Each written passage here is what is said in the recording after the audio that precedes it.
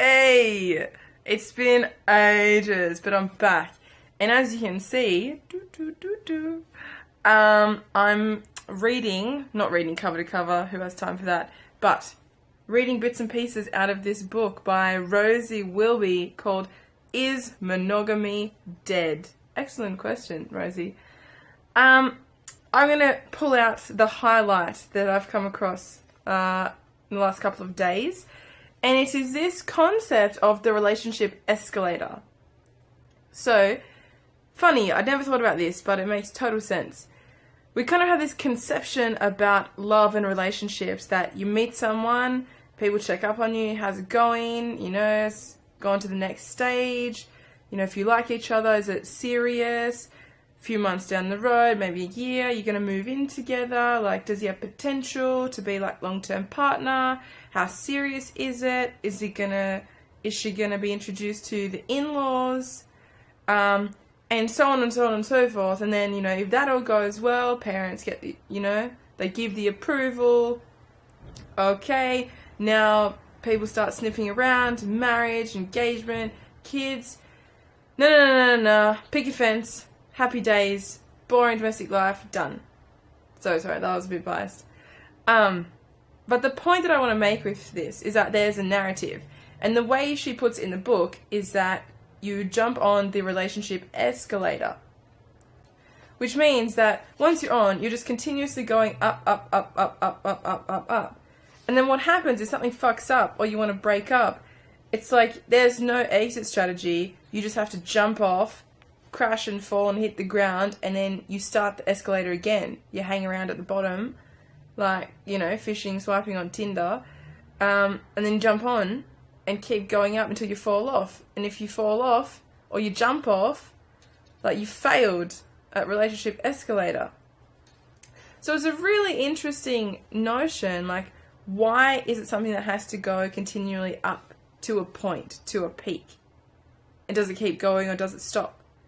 But also, why can't we just have relationship travelator? Beep, beep, beep, beep, beep, beep, beep, beep, beep.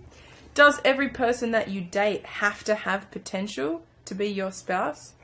Can they just come into your life, reason, season, or lifetime to teach you something, to be with you at that point?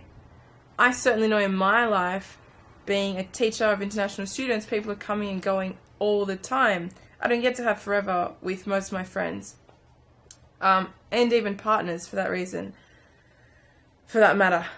But what about the idea that there's no escalator and we don't have to have this pressure and these questions of, is it going to be forever? What if they're not really relevant? How would you approach your life differently if you didn't put those expectations on people? You could just be with them for the time. Maybe it would develop into something else. Maybe it wouldn't. Maybe you just enjoy each other's company. Go along for the ride, Like Eckhart Tolle would suggest, be a bit more in the present, enjoying the time now. And not consider breakups as failures. I think that's a really, really deeply entrenched myth that we kind of need to bust. Because I know me and most of my friends, we learnt a lot from relationships that ended.